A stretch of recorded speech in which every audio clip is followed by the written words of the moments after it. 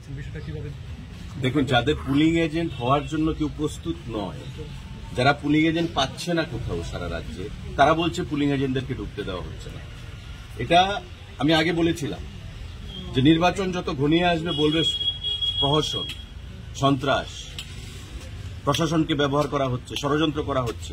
এগুলো তাদের পুরনো কমন জিনিস কংগ্রেস এবং সিপিআইএম।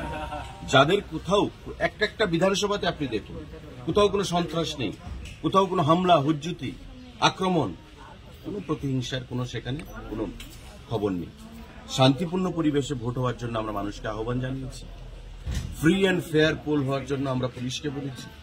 পুলিশ অবজারভাররা এসছে রাজ্যের বাইরে থেকে, জেনারেল অবজারভাররা এসছে, রিটার্নিং অফিসার ডিএম ওয়েস্ট রয়েছেন।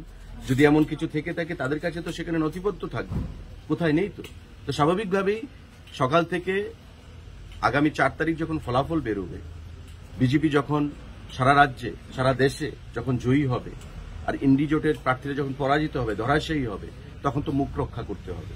এখন থেকে তার ক্ষেত্র প্রস্তুত করছেন যে নির্বাচনের নামে প্রহসন হয়েছে। মানুষ কোথাও তো প্রহসন দেখতে পাচ্ছে না, প্রশাসন তো প্রহসন দেখতে পাচ্ছে না। আপনি কোত্থেকে প্রহসন দেখলেন? কানাইয়া কুমার আসেনি, বলছে ষড়যন্ত্র হয়েছে। তবে প্রিয়াঙ্কা গান্ধী কি করে এলো? তখন কেন ষড়যন্ত্র হয়নি? Once election is declared, the state government does not have any role to play. Everything comes under the purview of Election Commission of India. Election Commission of Indiaর হাতে সমস্ত কিছু চলে যায়, তখন রাজ্য সরকার, মুখ্যমন্ত্রী, মন্ত্রীদের কোনো ভূমিকা থাকে না, পাওয়ার থাকে না। এই জিনিসগুলো তাদের বোঝা উচিত। তারা জানে, সমস্ত কিছু জানে। তো মানুষকে বিভ্রান্ত করার জন্য তারা এই ধরনের কথাগুলো বিগত দিনে বলেছে, আজকেও তারা বলছে।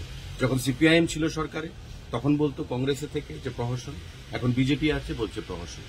পুলিং এজেন্ট হওয়ার জন্য যে দলের কোনো প্রার্থী বা কোনো ব্যক্তি রাজি হচ্ছে না, তারা পুলিং এজেন্ট কোত্থেকে দেবে?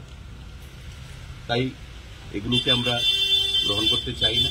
এগুলো মানুষকে বিভ্রান্তি করার জন্য বলা হচ্ছে এবং তাদের যে হার হবে আগামী দিনে তাকে মুখ ঢাকার জন্য এগুলো বলা হচ্ছে, মানুষকে বিভ্রান্ত।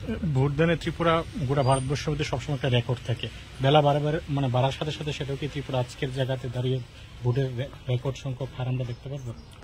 দেখুন, লোকসভা এবং বিধানসভার মধ্যে কিছুটা ফারাক। ত্রিপুরা রাজ্যে এমনিতেই আমাদের ইতিহাস রয়েছে হাইয়েস্ট টার্ন আউটের ভোটদানের ক্ষেত্রে। 92%, 94%, 96% পর্যন্ত টার্ন আউট হয় এবং রাত্রে 11টা 12টা পর্যন্ত ভোট চলে উৎসবের মেজাজে। এগুলো বিধানসভা নির্বাচনের ক্ষেত্রে বেশি হয়। When it comes to parliament election, এখানে খানিকটা তারতম্য থাকতে পারে, কিন্তু আমরা আশা করব, অ্যাপিল করব প্রত্যেকের কাছে যে আপনারা আসুন, লার্জ স্কেলে এসে ভোট প্রদান করুন, আপনার অধিকার, গণতান্ত্রিক অধিকারকে আপনারা প্রয়োগ করুন এবং সরকার গঠনে একটা নির্ণায়ক ভূমিকা নিন, রাষ্ট্র গঠনে একটা নির্ণায়ক ভূমিকা নিন, দেশের সার্বভৌমত্ব, দেশের অখণ্ডতাকে রক্ষা করার ক্ষেত্রে একটা আপনার নির্ণায়ক ভূমিকা নিন। সবাই আসুন, ভোট প্রদান করুন, ঘর থেকে বেরিয়ে আসুন। মোদিজি বলেছেন পহলে মতদান উসকে বাদ জলপান। তো অনেকেই এসছেন, আমরা যা খবর পেলাম বিভিন্ন জায়গাতে লাইন পড়েছে ভোটারদের, কিন্তু শহরে আমরা একটু দেখি শহরের মানুষ যারা একটু দেরিতে আসেন, বেলা গড়াবে, আমরা আশা করব সে টার্ন আউটটাও বৃদ্ধি পাবে। বিজেপি জয় নিয়ে কতটা আশাবাদী? इस बार 400 पार, फिर से एक बार मोदी साहब। Thank you.